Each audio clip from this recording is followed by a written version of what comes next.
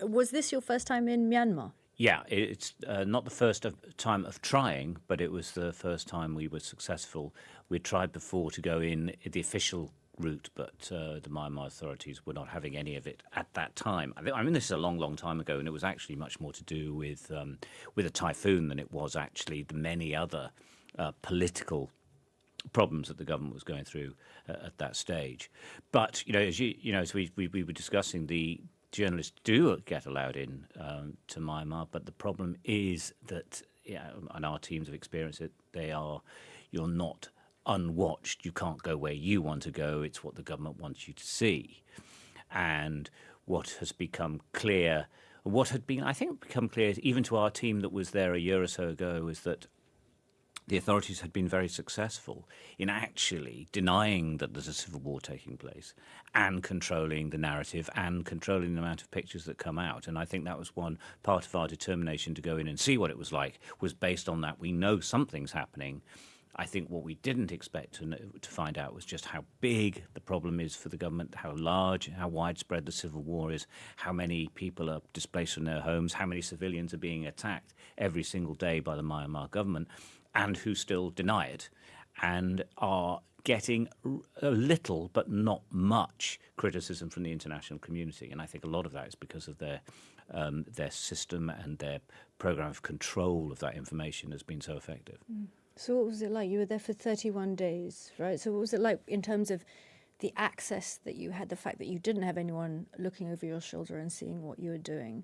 Yeah, I mean, you had great access in as much as that everyone I was working with, be them charitable organisations or the resistance movement, and there's armies and militias. They're quite complicated, and they're under a number of different states, and they often speak different ethnic languages. But we could move anywhere with them, and we could speak to displaced people, and we could move wherever those people who were looking after us could take us. However, they can't take us to wherever we want to go either, because the big major towns, the major cities, and the main roads are pretty much controlled by the Myanmar soldiers. And so the countryside belongs to the resistance, if you like, and the cities belong and the towns belong to the Myanmar government soldiers. That doesn't necessarily mean there's a huge amount of support for them there, but they're in their bases and that's where they stay. So you can't go to those areas. And while we travelled around, we were in constant danger of being either attacked by artillery, mortars, or air bombardment by jets, etc., that are looking for targets, constantly, which made life very, very difficult. You had to live in the jungle. That is the sort of best safety that you could find to yourself. You would have very little. If you heard any type of aeroplane, all lights would be off straight away. Even torches would be off. But quite a lot of the time you were in darkness, and you would go to bed extremely early. I mean, we're in the tropics, so that the temperature, at night time is sort of like 6 till 6 sort of thing. So you go to bed quite early and you get up quite early, but it was a difficult environment to live in. So you didn't have that sort of freedom to go wherever you like, because it was just simply too dangerous to do so. But in terms of a news gathering and the people we wanted to meet, we had no restrictions placed upon us, and we could ask anything we wanted, and we could talk to anyone we wanted. What we found, particularly in the areas that we were in, and that's 3 different states, is the dislike of the government was quite astounding, and the resistance is holding together, even though the civilian casualties are very high. People have lost their homes, many have lost their farms and livelihoods. How long these civilians can keep holding out for is another question, but at the moment, 2 years on, they still seem to be fairly united. In fact, there is a definite, what we found, one part of our investigation is the Myanmar military junta is attacking various ethnic groups on a daily basis. They're attacking their schools and their medical centres and their places of worship constantly. So churches, there's a lot of Catholics in the part of the countries we were in. Their churches are destroyed all over the place. Whole towns are empty because the churches, schools, medical centres, pretty much anything you can think of has been attacked.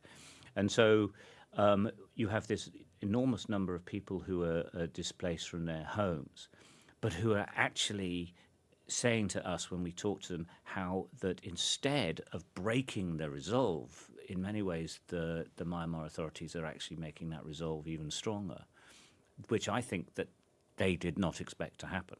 I think they thought that they would just give up and go back home and sort of almost say sorry, but they haven't. And I think that's what's made this 2-year civil war different to other uprisings in the past, is because there seems to be a real sense that the Myanmar people from all the various ethnic groups are saying, no, we are going to stand and we are going to stand together. They're not particularly well coordinated because it's so many different states, and the states speak different languages and they're quite difficult to get to, and communication is poor. But they all know the other one is fighting, and that has perpetuated this civil war, which I'm pretty certain the authorities thought would peter out before now. I just wanted to go back to what you said at the beginning when you said we went to bed. Where did you actually stay? Did you walk a lot? Because you moved through 3 states. So what were the practicalities of that? And how do you mentally prepare, as someone who's been in this business for so long, how do you prepare to live in the jungle? Because it is in the jungle, isn't it? Yeah, for yeah. 31 days. And is it like anything you've ever experienced before? I've been in some fairly hostile environments for long periods of time. Gulf War, I was there for nearly 3 months, living in the desert. So, we're used to that. I hadn't been in jungles for that length of time. I've done a lot of stories, funny enough, been very fortunate to go to the Amazon on a number of occasions and the Congo. So I was aware of what it's like inside. But yeah, it is a real jungle. There are, snakes and spiders and all sorts of things that will kill you. But we were very much dependent, certainly when it came to food, etc. We would depend upon the people who were looking after us, and local people would cook for us. I mean, it was fairly simple. It's basically rice and vegetables, but it keeps you going. Sleeping, you would stay sometimes literally outside. I mean, you would just be underneath the jungle. Quite a lot of the time, there would be bamboo shelters that were up, so you would be in a mosquito net underneath a sort of bamboo roof. But it rains a lot at this time of year as well. So it's, the monsoon season. So you spend a lot of time. You're basically almost always wet, either wet from sweating or wet from the rain. Either way, you're wet. And something that people don't think about really is you can take anything you want with you, but you've got to carry it. And so you try to take as little as possible. And it's still quite hard work. We were fortunate particularly in Karenni state, where there was a lot. They had got control of some of the roads back. That's the resistance movement, and so we could actually drive quite often to places that we wanted to go to. Sometimes you would actually have to revert to walking. I think in Keren State, for example, you're walking. There aren't many roads, so that's an absolute killer because it's over mountains, etc. Karenni and Shan were better. You could actually move around. And I think for preparing yourself, one of the things that we, with the planning with our bosses, is that has a lot of thought was about how difficult it will be to survive. And to be honest, the 3 of us, my team, we realised after about 2 or 3 days that actually we were fine. It's uncomfortable, but once you get into routine. What I don't think any of us had realised, or certainly I hadn't, is how dangerous it was and how the scale of the fighting that was taking place, because it just hasn't been reported. It is a full-on civil war. It felt often like being in Syria. It felt like being in Ukraine at times. Now, I just did not expect that. I was under the impression, or rather probably mistakenly under the impression, that the sides were actually quite a long way apart from one another. But we were no more than 2 kilometres away from the Myanmar authorities at any given time, sometimes hundreds of metres.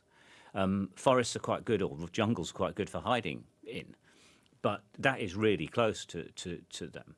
And so I don't think in any of the time we were there, we never stayed in a camp or a clearing that we made that wasn't within mortar range of the Myanmar authorities. So they could have attacked at any time. And we had a couple of incidences where we had gone to one location and a camp was being set up, and that was attacked. So we had some of the people we were travelling with were badly injured from a mortar attack on their town, which on their camp, which was almost certainly a spy had told them that was going on. And so there was a lot of this. So you had to move a lot. We were always moving. We were very rarely, we didn't change camp every night, but it was only every few nights because you just couldn't stay anywhere for too long because of the likelihood of spies. The only place we spent more time was the hospital that we focused on in one of the stories, but it was in the piece that we did at the start of this coverage. That is totally hidden and totally secret, but they know they're on a list of targets. They just haven't got their coordinates, and they live in fear that their coordinates will be given to the Myanmar Air Force. But that was the only place where we sort of felt, right, well, we can stay here. It wasn't safe, but it was just they weren't going anywhere, so that's it. But most of the other times it was just a continuous sense of moving, really. One of the things that really stands out, and you spoke about it yourself, is the resilience of the people. Mm-hmm. You get the sense when you're listening to all these people that you interviewed that the things they're going through are absolutely horrific, and yet they will continue. They'll do whatever it takes. Tell us a bit more about the people that you met and what really stood out for you about them and their character and what they've been through. Yeah, I think that, we met lots of different peoples. The hospital that we focus on quite a lot was set up by three people, all city kids in their early childhood, affluent families. They expected to be doctors and living a good, affluent life. They had no expectation of this. They took to the streets when the coup happened 2 years ago, and when their friends started getting shot and killed on the streets, they joined the uprising against or the resistance against the Myanmar junta.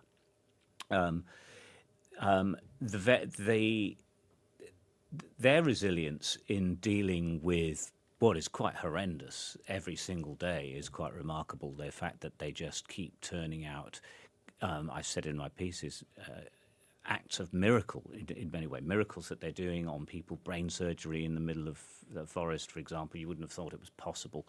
Very complex amputations, and yet they are continuously sort of determined to continue, even though they know they're being hunted down. And some remarkable characters, Dr. Mukang Kuku, who's the chief surgeon. He's only in his mid-30s. A larger-than-life character, dyed pink hair and always a big smile on his face, but absolutely brilliant at his job.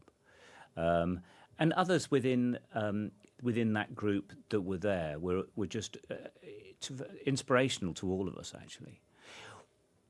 We met a lot of civilians, and I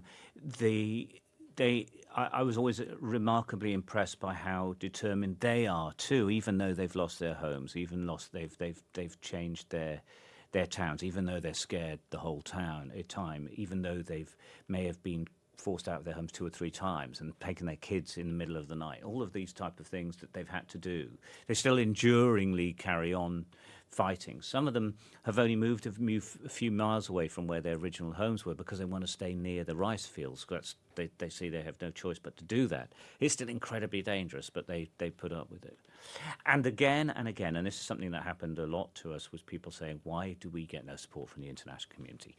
And many made the link to Ukraine. And there was one of the Did commanders. you bring that up? Did you bring up Ukraine, or were they the ones? Do you know what? I thought it was good. Would it be me? It wasn't. They were bringing it up before I could bring it up. But the question we'd all talked about, do you think we'll ask them about Ukraine? And they were in there first. And I remember Maui, one of the leaders, leaders of a fighting group, he was very eloquent in saying, we've almost given up on fighting, on expecting anything. The international community just isn't standing in for us. And so he in many ways in our piece we vocalized how many people felt that they're drawing the comparison with Ukraine. And we found ourselves difficult for us because we couldn't actually answer them. Why is that? I don't know why there is nothing. I suspect it's a mixture of things. One is most definitely the government has done such a good job of controlling information. Well, it's interesting you call it a civil war, the civil war in Myanmar, because it's not terminology that we're used to. And when it's always reported, it's something that just rolls off the tongue easily, isn't it? But you just Yeah, I don't mean, see I it think as a civil war. that is something that, going back to the point we were discussing earlier, is like, do you think of it more of an uprising? But actually, no. A civil war is when you've got a proper war taking place. Now, it's unfair because one side has a lot more weapons than the other, but it is much more than an uprising. It is actually a civil war because so much of the country is affected. I'm not quite sure how one decides, delineates what is an uprising, what's a civil war. But to me, to us, and to particularly to me, who's been in civil wars all over the world, this was definitely one. And I think that's what came as a shock to all of us when we first did it. That it hasn't been reported. B, that, I mean, it's not just that there's not much international support for the resistance movement. It's not that they're not getting lots of weapons. They aren't getting any weapons that they can't afford to buy themselves. It's the fact that the IDPs, the displaced people, aren't being looked for. You'd expect there to be huge amounts of support. There's none that I can see, apart from really small charities. I mean, you would almost expect to see the big UN sort of operation in place. That's just simply not Because happening. some of these, and you say IDPs, those are internally displaced people displaced within their own country. Yeah. Some of them have moved 3 times over 2 years, right? Maybe more. Some have been involved. There's been such a resistance to the Burma regime, as they call it, the Burma regime, always Myanmar, as we know it now, for a long time. One of the wars, I think it's the Karen State War, has been going on for 53 years. So I mean, it's ingrained, but it's really changed in the last 2 years. And yeah, people they may well have over the years been kicked out of their houses, but they may well have been moved from their houses 3 times in the last 2 years. And they lose everything. Everything. And incredibly, they build the bamboo huts again and they move in, and people, you'll get tarpaulin and they'll make it work. And then it happens again and they move again. Incredible.